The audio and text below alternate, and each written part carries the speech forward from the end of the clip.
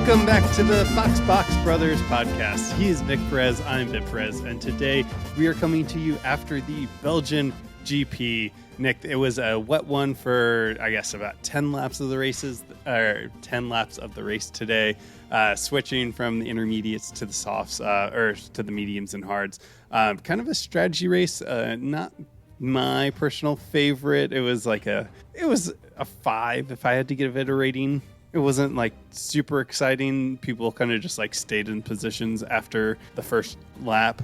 But let's get into it. And what were your initial thoughts on the race around Spa today? Yeah, no, the tire deck just wasn't high enough. Like for it to force a very interesting race because of the type of track it was, it really didn't give them.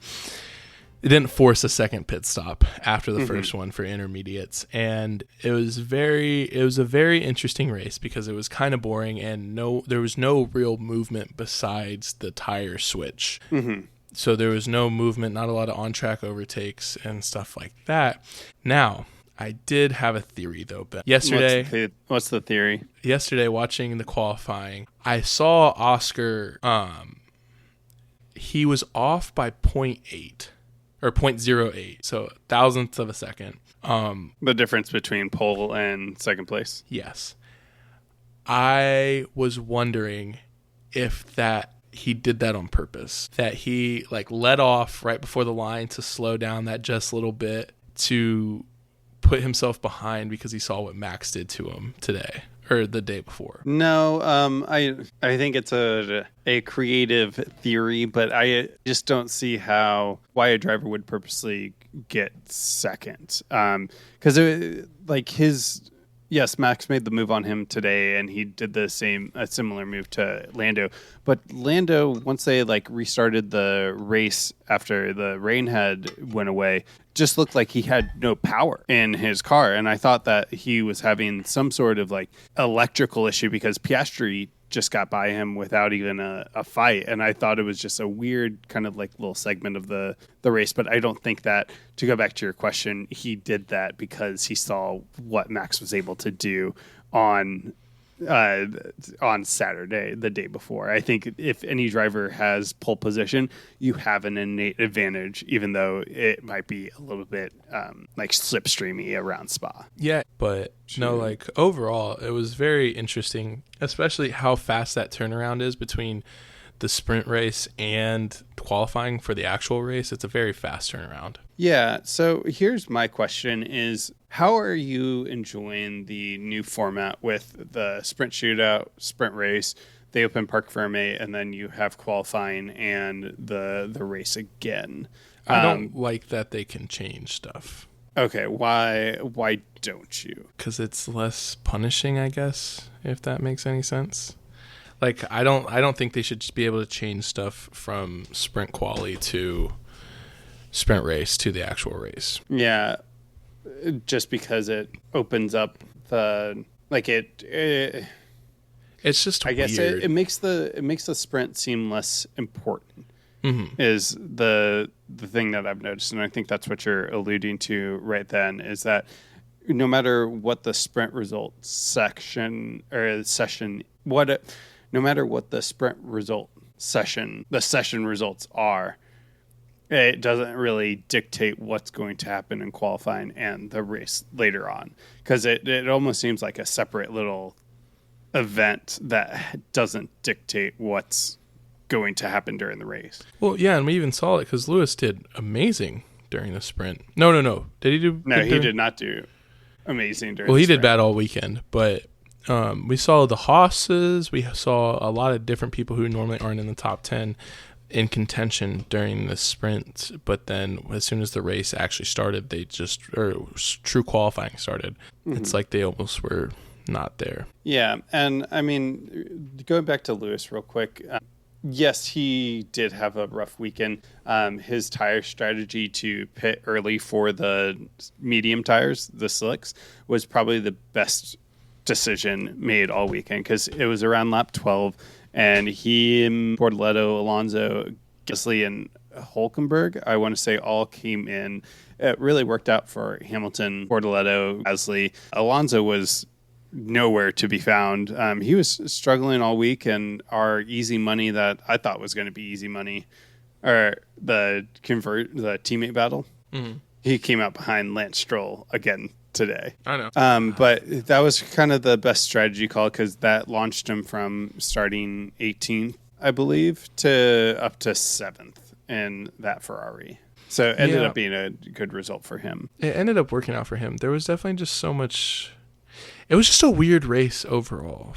I really didn't feel too connected to one driver or feel like anyone really had that good of a weekend. Yeah, well, the McLarens were just so far ahead of everyone today. Let's talk about Oscar and Norris. We kind of touched about it when we were talking about Oscar's first lap overtake, but they were just so far ahead of the field. It looked like their upgrades that they did bring did improve the car significantly. 100%. So do you think anyone's going to be able to catch them through the rest of the year? I mean, Max is close, but also Max has to deal with other people. And Max's car, he has to force it to be that high. So I don't know. It's definitely an interesting one, to say the least. And to see, I really don't believe anybody can really touch the McLarens this year. I'm just waiting until they collide into each other. Yeah, I was telling one of Trey's friends, David, who's a F1 fan, interested in coming on the podcast. So I think that we should start having guests on. But with that, Lauren Mecky's and Max, it seemed like a solid weekend to just kind of like steady the ship after the ousting of Christian Horner. And it seemed like it reinvigorated Yuki as well. I know you were talking about meeting someone out yesterday wearing the Red Bull shirt, and they didn't know anything about Red Bull, but like the team does seem reinvigorated and at least like a more steady ship than the roller coaster that Christian Horner had the team on. 100%. And I mean, sometimes that's all you need is just someone in your corner and someone who actually like knows what you're capable of and is able to support you to help you really get over that hurdle. Yeah, let's see. Hopefully it helps Yuki for the rest of the year. Let's continue down the grid, Nick. How did you enjoy Charles? He should have gotten a penalty. Oh, for coming out ahead of Albon? Yeah, that was an unsafe release. Like a textbook unsafe release. But I guess because he's in a Ferrari, he doesn't get penalized. If he was in a Red Bull, he would have gotten penalized. Or a McLaren, he would have gotten penalized. But yeah, it was noted. Even with are these interval times? Yeah, a 5-second would have cost him the third place. But they didn't collide. It didn't really affect either of them too much. So it affected Max though. Golly, because Max had to hold because he was waiting for the Williams to pass them, and so his pit box was holding him for that, and then the Ferrari came out. So really just interrupted Max. Yeah. Well, I thought the weirdest part about Max's race was he was within like a second and a half of Leclerc for like the last half of the race. For the whole race. That gap never shut down. Like he was never able to close in on Leclerc today. Yeah, it was just, I think that Red Bull doesn't follow well at all. Mm-hmm. I think it really struggles when it gets up close to things. That's fair. The dirty air. Hopefully with the new regulations coming in 2026, there'll be less dirty air. But that's what these regulations were supposed to fix. And they did for the first year. We had really great racing. And then the engineers found how to add downforce and then create more dirty air. Everybody's supposed to fix the dirty air. That's what they all say. All these regulations were supposed to make tighter racing and better races. But, sometimes it just ends up being the same old, same old. That's fair. George Russell, Mr. Consistency, came home with another top 5 finish.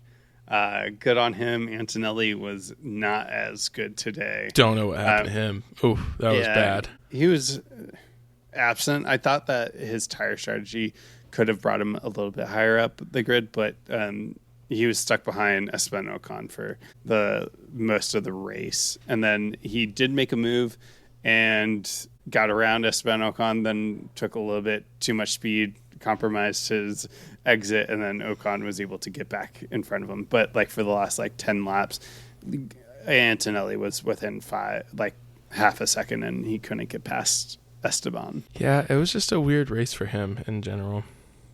Antonelli was kind of in nowhere's land. The Haas boys were out of nowhere. Hulkenberg somehow snuck his way into the points again. So, or no, did he? No. Bortoleto got into the points. It was close to your 8-11 prediction because Bortoleto came 9, Hulkenberg came 12. But a team that kind of had a bounce back weekend, at least for Alex Albon and Williams. And I will say that I do need to start giving my roses to Alex Albon. I used to think that he was just an overrated driver within the Red Bull family. He was able to easily handle Latifi and Logan Sargent once they were in. But now that he's doing it against Carlos Sainz and consistently over the first half of the season, showing that he is out qualifying and outpacing Carlos Sainz, I just need to give him his roses because he is a very impressive driver and just like a solid driver that you want on your team. Oh, 100%. And consistency is key, and especially in F1. It's what makes me hate George Russell, because there was a part of me that thought he was going to be able to get Max, and that would have made me really sad. But it seems like the rumors have died down for Max to George real quick on that. So it seems like it will most likely happen in 2026. Yeah, and it really... Kimmy's not looking too good right now. His seat was. No, he's been on a slump, which I think he's gonna right the ship. I think Toto has invested way too much into Kimi Antonelli to give up after like one season, and Kimi has shown pace and he has shown brilliance. He got the podium, he got the sprint pole. There's potential there. He's 18. Like, he's still going to class. He's still finishing up exams. He still is very young and has a lot to mature on. But I think it's just a little bit of a slide, and Toto's going to give him whatever he needs to become the next great, like, F1 driver. Because I do think that he still has it in him, and it's a bit early to start sounding the alarm flags for Kimi. Yeah, that is true. Yeah, no, it was an interesting race for the Mercedes team today. But yeah, one driver that I did want to talk about though is the Alpines. What do you think is going to happen with Frank Colapinto? I think if I had to put money down, they probably switch him out for Valtteri Bottas, because the gap in qualifying, the gap in the races has just been growing and growing. I think that Colapinto has lost confidence, and I hate that.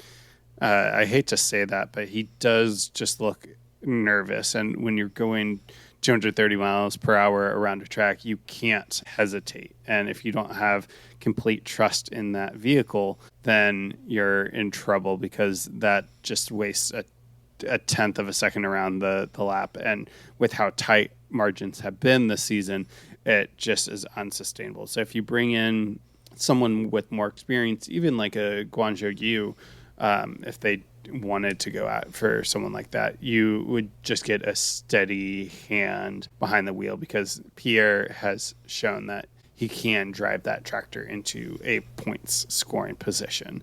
Yeah. So that would be my prediction, is that Alpine releases Colapinto, brings in Bottas, and just kind of steadies the ship for the rest of the season. What are your thoughts? I don't know. I think it was a thought I had during the race, and I don't think they'd ever do it. But Valtteri looks like Toto's evil henchman, because they're always sitting together in the garage. So Valtteri looks like his right-hand man. And I'm very interested to see where he ends up, especially with Cadillac coming in.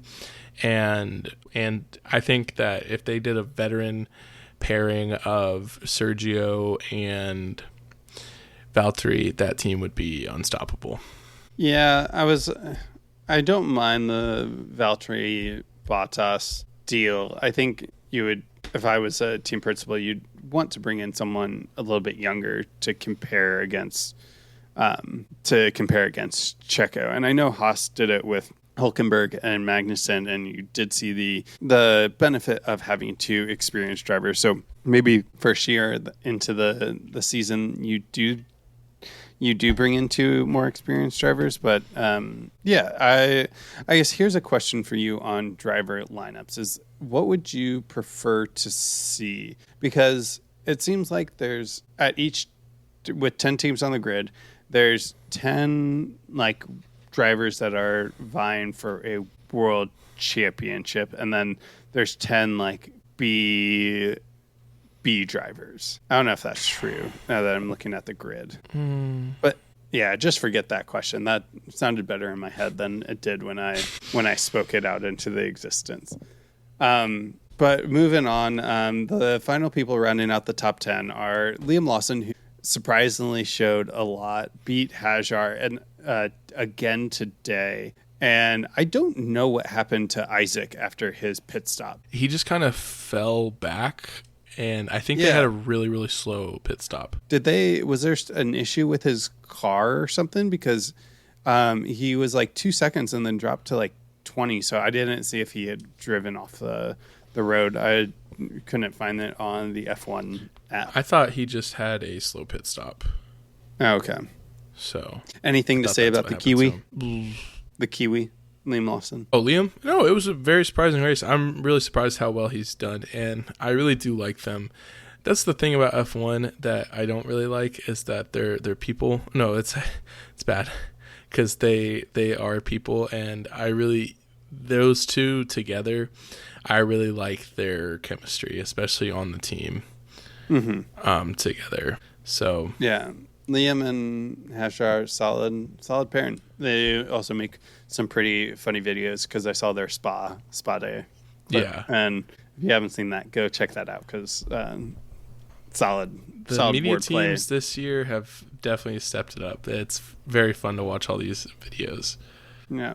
Rounding out the last two people in the top 10, Bortoleto, we've talked about him. Good on you, Gabby, for coming in the points again this week. And then Pierre Gasly driving that tractor into a 1-point pace finish. So any thoughts on them? Nope. It's one of those things.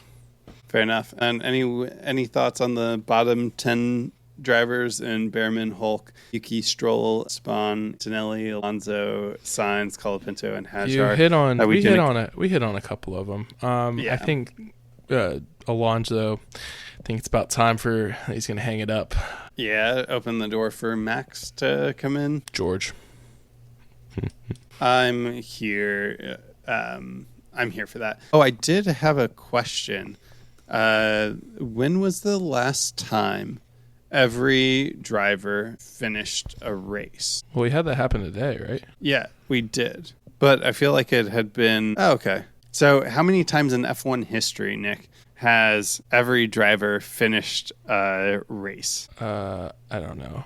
It is 18 times in the 75 years of F1 that everyone has finished a race. The last time was in 2024 during the Bahrain Grand Prix. 10 times, that's it? No, 18. 18. Yep. But still, that's I mean, I guess you got to think about it, how much stuff can go wrong during a F1 race. It's honestly all surprising that 20 drivers finish 18 times together. Yeah, and that's why I was curious about Hajar at the end, because I was like, if there's an engine problem, then he's definitely going to be the reason that not everyone finishes. Mm-hmm. Yeah. All right. Well, any final thoughts on the race review before we just recap our competition segments? Nope. I thought it was an okay race. It was just a very boring race towards the end of it. Yeah, I 100% agree. Nothing to write home about. Kind of weird also because we have this one sprint race and then we go back to no F1. So honestly, I think that they should have just made this summer break 6 weeks long. Yeah, that's a lot of time off, though, in the middle of a season. Well, I just don't, or do it a little bit closer to the start of the next one. Yeah.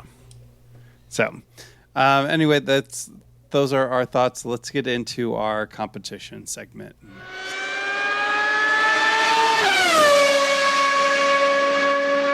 Nick, let's just recap our competition segments. Each week we are going to do a top 10, or I guess we do a top 10 finisher, teammate battle, and then we pick a podium, and then let's actually review our locks of the week as well. So starting off with the top 10 finish, you did choose Gabriel Bortoleto. So congrats on hitting that one. You did you get 1 point for him. I believe I took Fernando Alonso to come top 10, and that did not work out for me. So you get 1 point for that one. Your teammate battle, you did choose Kimi over George, which did not hit, but neither did mine because I chose Fernando Alonso over Lance Stroll, and that one also didn't hit. Lance came 14th, Fernando 17th, and then George 5th, and Kimi 16th. And then for our podium, you did get 1 point for Piastri coming home at the top position. You did choose Max to come home second, and you rounded it out with Lando. So you get 1 point for choosing Piastri correct. Lando did come in second, and then Max was fourth. And then I chose Lando coming in first, which did not hit.